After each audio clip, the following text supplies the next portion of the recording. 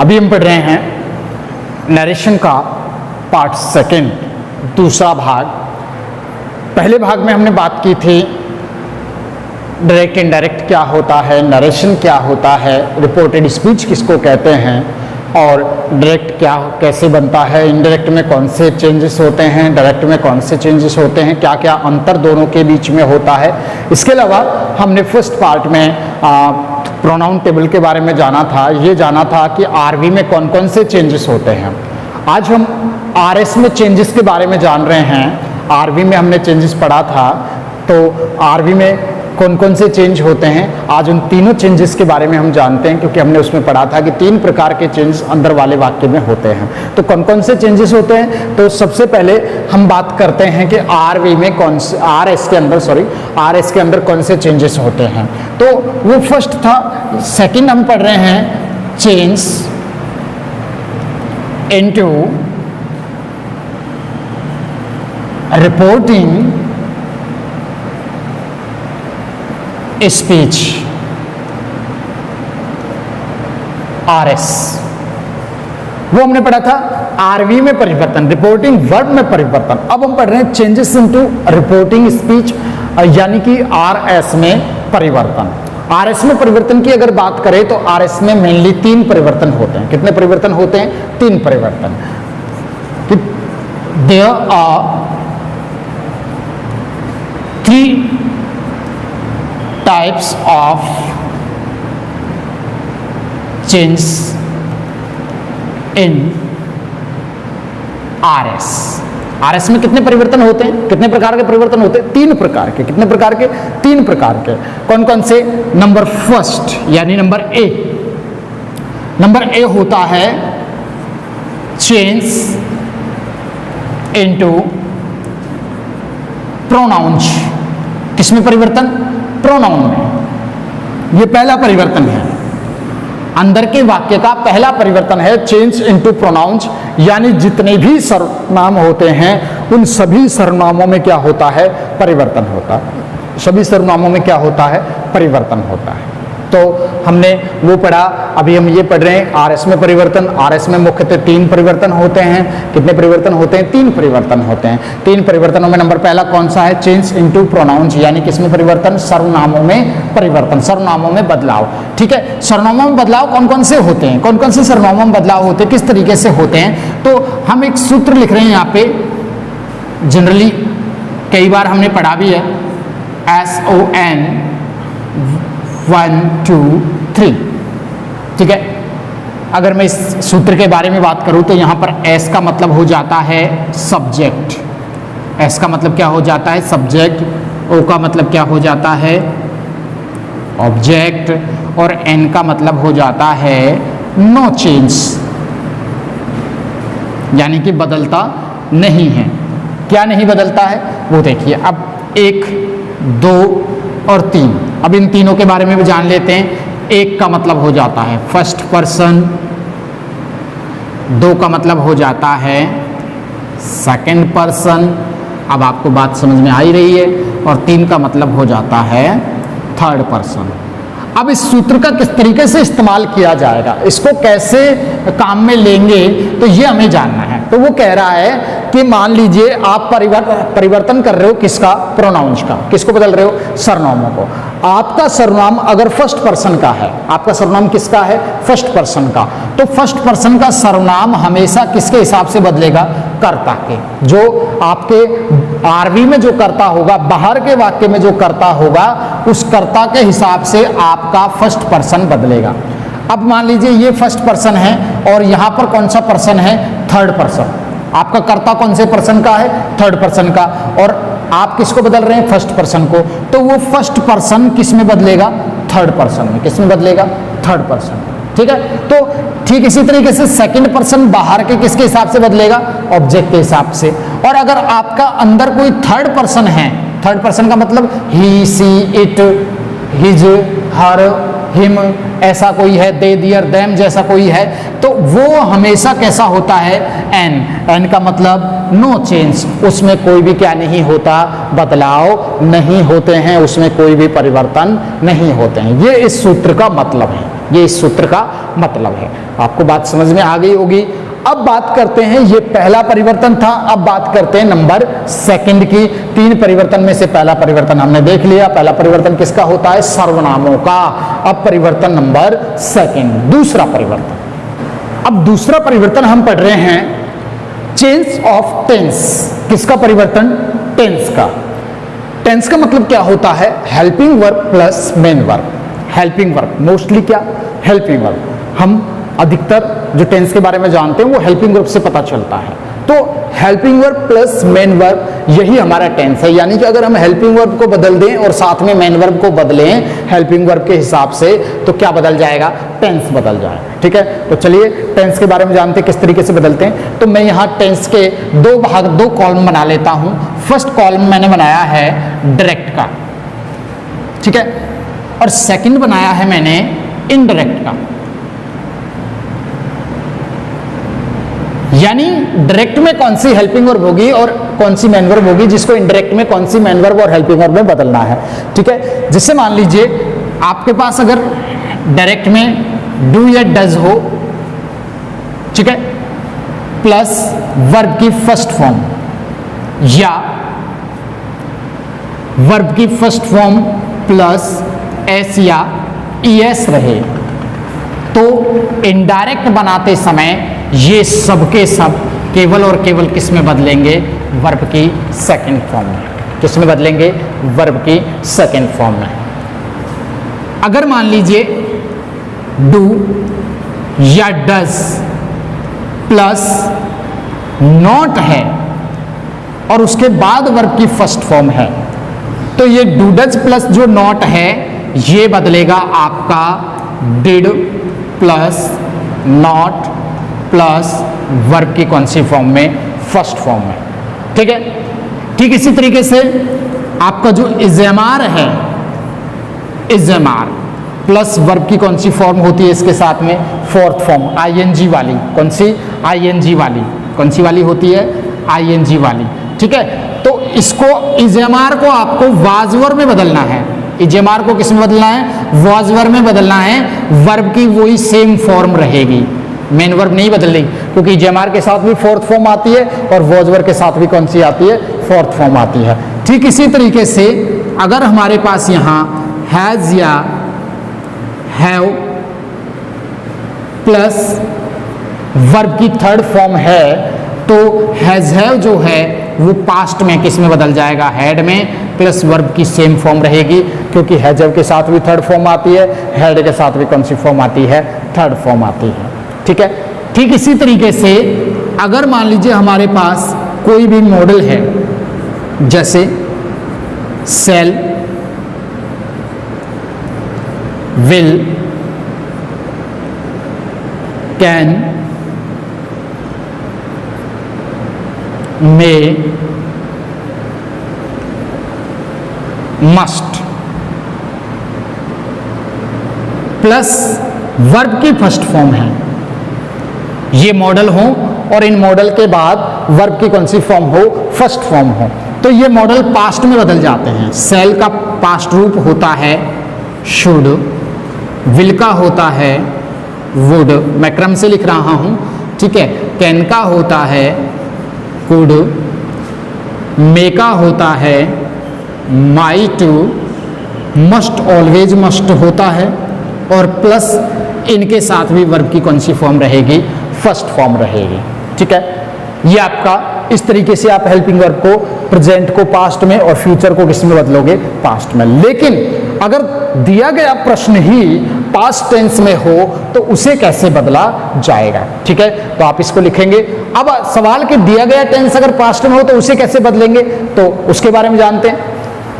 अब मान लीजिए पास्ट में सेंटेंस दे दिया डायरेक्ट का और पास्ट में वो बदलेगा इनडायरेक्ट का, तो उसे कैसे बदलेंगे? ठीक है, आप उन्हीं के नीचे क्रम में बरकरार रखिए इसको।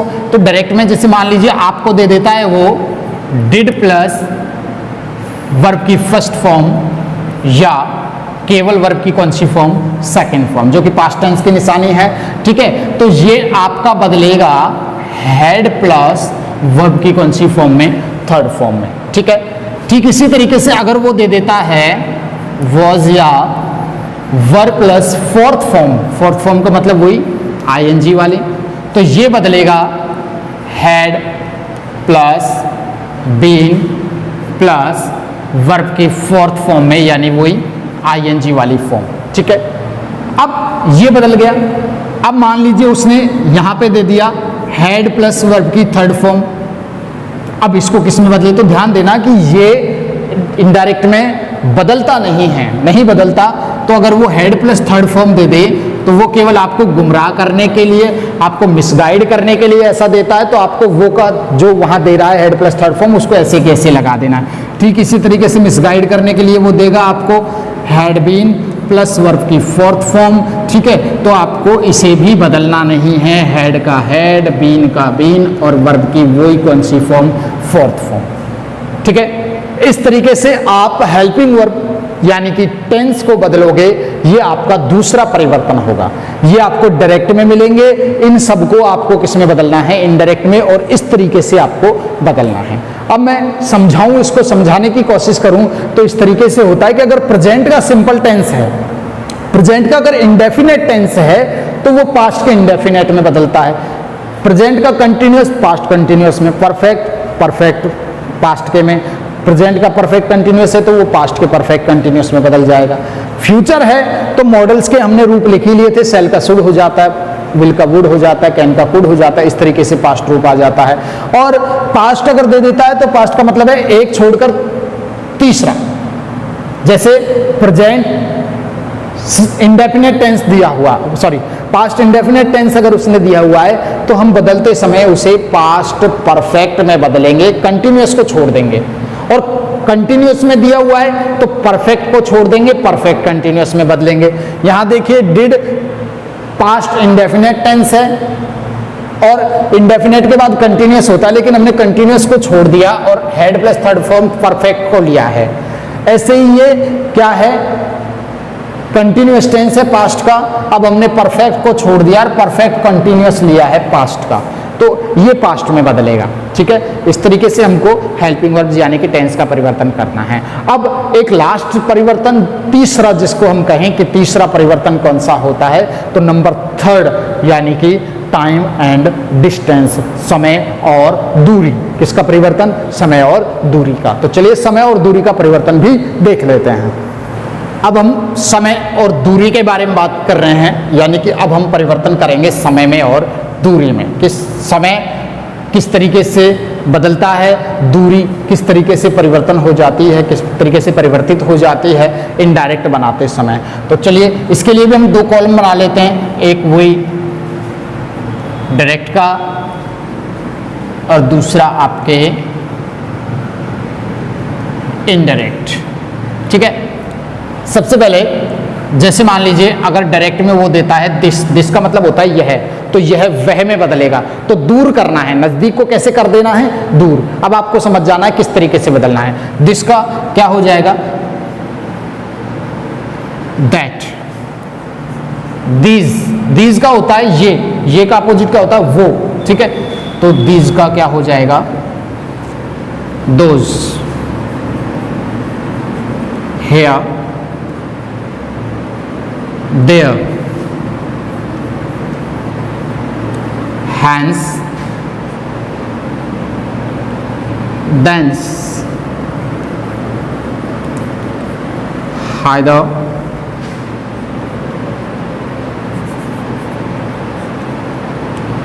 thither,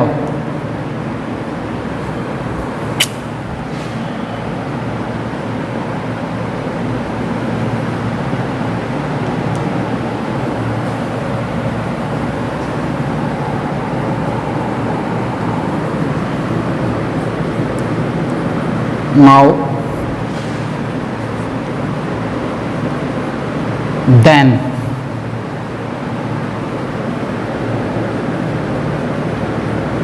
just,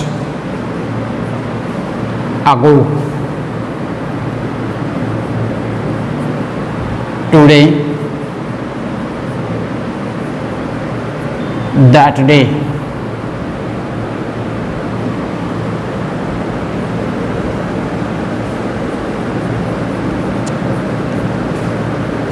tomorrow, tomorrow,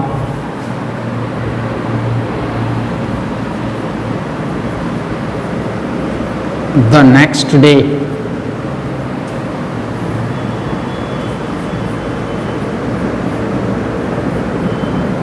next day,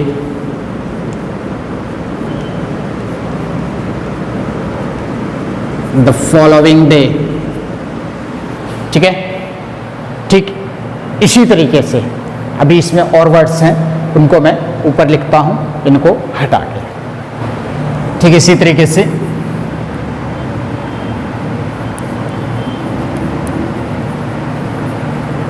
yesterday,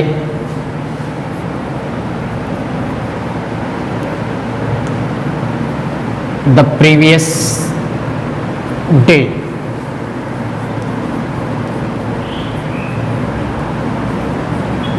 yesternight,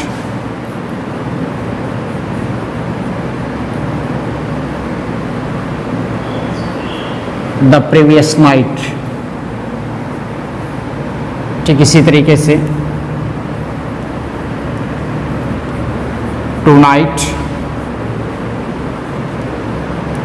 that night। इस तरीके से आपके डायरेक्ट में जो शब्द होते हैं, चाहे वो समय का हो चाहे वो दूरी का हो, हेयर देयर दिस दैट, ये दूरी के हैं। यस्टरडे, टुनाइट, दैट नाइट, ये सारे समय के हैं। तो ये इस तरीके से इनमें परिवर्तित हो जाते हैं। ये तीन मुख्य परिवर्तन हमने डायरेक्ट से इनडायरेक्ट में पढ़ लिए हैं। अब हम इनके एग्जाम्पल्स देखते हैं कि किस तरीके से डायरेक्ट से इनडायरेक्ट में ट्रांसलेट किया जाता है, किस तरीके से डायरेक्ट को इनडायरेक्ट में बदला जाता है, कौन कौन से परिवर्तन होते हैं और वो कैसे होते हैं। तो चलिए इसके एग्जाम्पल्स हम देखते हैं। अब हम बात कर रहे हैं एग्जाम्पल्स के बारे में। एग्जाम्पल्स की अगर मैं बात करूं कि किस तरीके से डायरेक्ट को इनडायरेक्ट में बदलते हैं, तो हम कोई भी एक एग्जाम्पल ले लेते हैं। जैसे मान लीजिए Ram said to me, your father is my best teacher. ठीक है, ये हमने एक एग्जाम्पल ले लिया है। अब हमें इसे डायरेक्ट से किस में बदलना है, इनडायरेक्ट में बदलना है। हमने पहचान लिया कि ये डायरेक्ट का सेंटेंस है क्योंकि इसमें इन्वर्टेज कॉमास लगे हैं, डबल इन्वर्टेज कॉमास इसमें लगे हैं। अब हम इसे डायरेक्ट के किस में बदलेंगे, इनडायरेक्ट में। तो मैंने आपसे कहा था कि इनडायरेक्ट बदलने के लिए आपको क्रम से चलना है, 1 बाय 1, एक एक करके आप बदलते चलोगे, एक एक करके आप इनसे पूछते चलोगे, तो आप आसानी से इनको हल कर दोगे। अगर कोई छूट गया तो हो सकता है वो बदलने वाला हो और आपने उसे ना बदला हो छूटने के कारण, इसलिए वो गलत हो जाएगा। ठीक है, तो चलिए बात करते हैं। हमने सबसे पहले देखा कि यहाँ पे राम है, यहाँ इन्वर्टेज कॉमास लगा हुआ है। इससे पहले जो सेंटेंस है वो बाहर का है, यानी कि आरवी, और इन दोनों के अंदर का जो है वो आरएस है। आरवी में परिवर्तन में हमने एक सूत्र लिखा था ना, आपने सूत्र पढ़ा था कि सबसे पहले हमें क्या करना है, सब्जेक्ट का सब्जेक्ट ही रखना है। तो हम राम का राम ही रखेंगे ना। ठीक है, अगर कोई हेल्पिंग वर्ब है तो उसे लिखते नहीं है। तो अब यहाँ क्या है, सैड है। ठीक है, सैड को किस में बदल देते हैं, टोल्ड में। अब क्या है ये, टू, इसको क्या करते हैं, हटाते हैं, और ऑब्जेक्ट जो टू के बाद होता है उसे हम लिखते हैं। हो गया। यहाँ होने के बाद मैंने कहा था इस डबल इन्वर्टेज को हटाया जाता है, इसकी जगह एक कनेक्टिव वर्ड लगाया जाता है जो सिंपल सेंटेंस में क्या होता है, दैट। अब आप कहाँ हो, इस जगह। अब आप आरएस में प्रवेश कर चुके हो, आरएस के दरवाजे पर खड़े हुए हो। अब आपको अंदर घुसना है।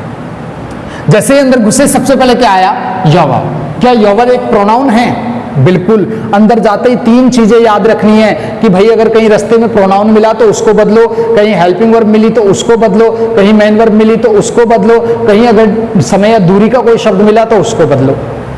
ठीक है, अंदर घुसते ही सबसे पहले क्या है, क्योंकि हम क्रम से चलना है, सबसे पहले क्या है, योवर। योवर का पर्सन कौन सा होता है, तो यू, योवर, ये हमेशा कौन से में होते हैं, सेकंड पर्सन में। तो प्रोनाउन बदलने के लिए तो हमने एक सूत्र लिखा था, SON/1 2 3 लिखा था ना, याद होगा आपको। ये कौन सा पर्सन था, सेकंड। इसका पर्सन कौन सा है, सेकंड। सेकंड पर्सन बाहर के किसके हिसाब से बदलता है, ऑब्जेक्ट। किसके हिसाब से बदलता है, ऑब्जेक्ट के। बाहर का ऑब्जेक्ट क्या था, मी। यही ऑब्जेक्ट था ना बाहर का। बाहर का ऑब्जेक्ट क्या था? मी। ठीक है, बाहर का ऑब्जेक्ट मी था। अब योवर बदलेगा, लेकिन किसके हिसाब से बदलेगा? मी के हिसाब से बदलेगा ना, मी के हिसाब से। अच्छा, अब आप ये देख लीजिए कि मी का पर्सन कौन सा है? फर्स्ट, यानी सेकंड पर्सन कौन से में बदलेगा? फर्स्ट पर्सन में। चाहे आप ऐसे न देखकर ऐसे देख लो, योवर का पर्सन, योवर बदलेगा किसके हिसाब से बदलेगा? मी के हिसाब से। अब योवर का नंबर गिन लो, कौन से नंबर पे आता है योवर? यू योवर, यू योवर कौन से पे आता है? दूसरे पर आता है ना। यू योवर, यू कौन से पे आता है? दूसरे पे। तो मी वाली लाइन में दूसरे नंबर पे आपको रुक जाना है। आई माई मी, यही होती है ना मी वाली लाइन। तो मी वाली लाइन में कौन से नंबर पर रुकना है? दूसरे नंबर पर, क्योंकि इसका नंबर कौन सा है? दूसरा। तो यू योवर दूसरा नंबर है, मी वाली मी के हिसाब से बदल रहे हैं, तो मी में दूसरे नंबर पर रुकना है। आई माई, तो योवर किस में बदलेगा? दूसरे नंबर पर क्या आया? माई। योवर किस में बदल गया? माई में। ठीक है, अभी आपको थोड़ा समय लगेगा समझने के लिए, एक दो एग्जाम्पल आप देखिए, फिर आपको बातें समझ में आएंगी। ठीक है, माई हो गया। अब इसके बाद क्या है? फादर। नाउन कभी भी चेंज नहीं होता, फादर को मदर थोड़ी कर देंगे, नाउन कभी नहीं बदलता। ठीक है, अब हेल्पिंग वर्ब। हेल्पिंग वर्ब का मतलब ही क्या है? टेंस। हेल्पिंग वर्ब का मतलब ही क्या है? टेंस। इज-एम-आर किस में बदलता है? वाज वर्ब में। माई फादर, यहाँ इज है, यहाँ क्या लगा देंगे? इज-एम-आर को किस में बदल देंगे? वाज में। एक वचन ये था, एक वचन ये है, इसलिए क्या लगा दिया? वाज लगा दिया। अब फिर क्या आ गया? माई। ये भी तो नाउन है, सॉरी प्रोनाउन है, ये भी बदलेगा ना? बदलेगा। माई का पर्सन कौन सा होता है? आई माई में फर्स्ट पर्सन होता है, इसका पर्सन कौन सा है? फर्स्ट। फर्स्ट पर्सन किसके हिसाब से बदलता है? बाहर के सब्जेक्ट। बाहर का सब्जेक्ट कौन है? राम। अब राम तो नाम है, अब नाम स्त्री का है कि पुरुष का है? पुरुष का। राम पुरुष का नाम है ना, तो माई का नंबर नोट कर लो, आई माई दूसरा। तो पुरुष वाली लाइन में दूसरे नंबर पर देखो, ही हिज, तो माई की जगह क्या आ जाएगा? हिज। माई की जगह क्या आ जाएगा? हिज। बेस्ट का बेस्ट। अब ये बदलने वाली चीज नहीं है। टीचर का टीचर। तीन चीजें बदलनी थी, जिसमें से इसमें दो ही चीजें हैं, तीसरी है ही नहीं, और कुछ है ही नहीं। फुल स्टॉप आ गया, हमने भी फुल स्टॉप लगा दिया। क्या बना? Ram told me that my father was his best teacher. Clear? Ram told me that my father was his best teacher. और एग्जाम्पल्स इसके देखिए और देखते हैं। चलिए अब इसके बारे में जानते हैं। ये वाला एग्जाम्पल आप देखिए, वो कह रहा है कि she said to him my son has seen this place yesterday. ठीक है, कोई बात नहीं, हमें क्रम से चलना है, स्टार्टिंग से। तो हम कर्ता को कभी नहीं बदलते, सी का सी, ये तो जनरल बात है। सेड किस में बदल जाएगा? टोल्ड में। क्या हट जाएगा? टू। क्या बचेगा? हिम। क्लियर? अच्छा, दोनों सेंटेंस किससे कनेक्ट होंगे? दैट से। यानी अब हम इस जगह पे हैं, इस पोजीशन पे हैं। अंदर जैसे ही कदम रखते हैं, सबसे पहले क्या आता है? माई। एक प्रोनाउन है। क्या है? एक प्रोनाउन। नाउन है तो नहीं बदलेगा, प्रोनाउन है तो बदलेगा, चाहे वो कैसा भी प्रोनाउन हो, कोई सा भी प्रोनाउन है बदलेगा। माई आया, माई का पर्सन फर्स्ट। अब मैं यहाँ एक अपना वो सूत्र लगा लेता हूँ, केवल समझने के लिए मैं लगा रहा हूँ, आपको याद होना चाहिए। माई का पर्सन कौन सा है? फर्स्ट। फर्स्ट पर्सन बाहर के सब्जेक्ट से। अब सवाल कि सर आपको कैसे पता है फर्स्ट पर्सन में? आप देख लीजिए, आई वाली लाइन में है, और आई तो दिखने में ही फर्स्ट पर्सन नंबर फर्स्ट लगता है, तो फर्स्ट पर्सन में आई माई मी। ठीक है, फर्स्ट पर्सन। फर्स्ट पर्सन बाहर के सब्जेक्ट के हिसाब से बाहर का सब्जेक्ट कौन है? सी। सी है ना। माई का नंबर नोट करो, आई माई कौन सा है? दूसरा। सी वाली लाइन में दूसरे नंबर पर रुकना है। सी हर हर, शी हर, तो दूसरे नंबर पे क्या आ रहा है? हर। तो माई किस में बदलेगा? हर में। ठीक है, सन का शन। हैज क्या दिया हुआ है? हैज। टेंस है, बदलेगा। हैज है किस में बदल जाता है? हेड में। किस में बदलता है? हेड में। सीन का शीन, क्योंकि उसके साथ भी थर्ड फॉर्म आती है, इसके साथ भी थर्ड फॉर्म। दिस का दैट, ये आपने पढ़ा है अभी, क्या है ये? दूरी वाला। दिस का दैट। प्लेस का प्लेस, यस्टरडे समय है ना, बदलेगा। समय यस्टरडे किस में बदल जाता है? द प्रीवियस डे में, द प्रीवियस डे में बदल जाता है और कुछ है नहीं तो फुल स्टॉप। इस तरीके से हमने इसे बदला कि she told him that her son had seen that place the previous day. Clear? इस तरीके से हमको डायरेक्ट से इनडायरेक्ट में बदलने हैं। आप चाहो तो और एग्जाम्पल देख सकते हैं। ये एग्जाम्पल देखिए, थोड़ा सा डिफरेंट है, आपको थोड़ी समस्या आएगी, लेकिन आप मेरी बात पर ध्यान दोगे तो आपको समस्या बिल्कुल नहीं होगी। यहाँ देखिए, his father said to her, I was looking for you since morning। ठीक है, हिज फादर ये पूरा का पूरा हमारा सब्जेक्ट हो गया। ठीक है, ये हमारा पूरा क्या है? सब्जेक्ट। सैड वापस से किस में बदला? टोल्ड में। टू हट ही गया, क्या लगेगा? बचेगा हर। अच्छा, दोनों सेंटेंस किससे कनेक्ट हो जाएंगे? दैट से।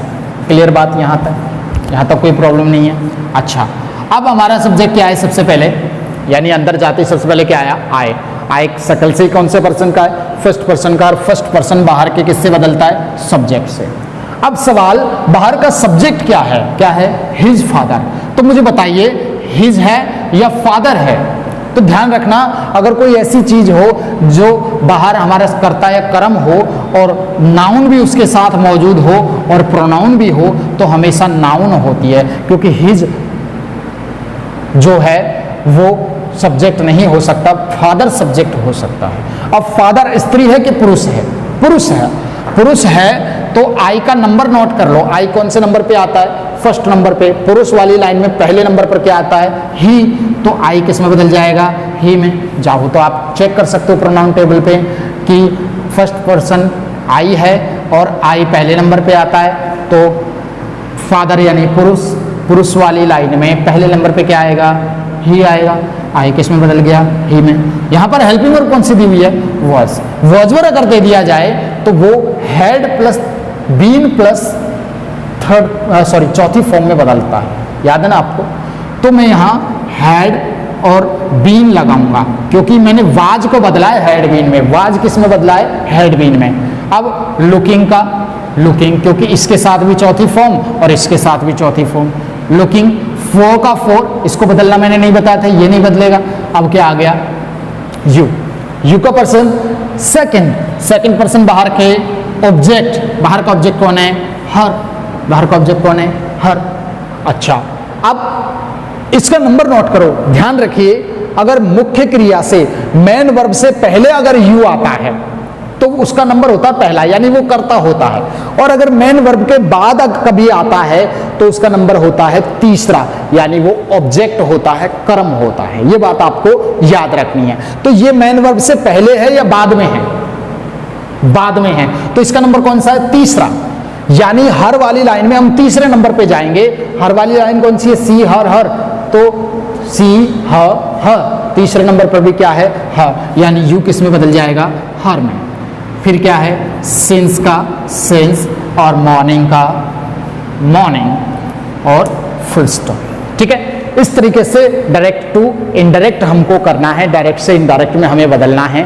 आप एक्सरसाइज हल करके देखिए, एग्जाम्पल्स हल करके देखिए, आपको चीज़ें समझ में आएंगी। अगर कोई चीज़ समझ में नहीं आती है तो उसके बारे में आप कमेंट कीजिए, आप हमें SMS कीजिए या फिर व्हाट्सएप कीजिए, जो भी आप चाहें।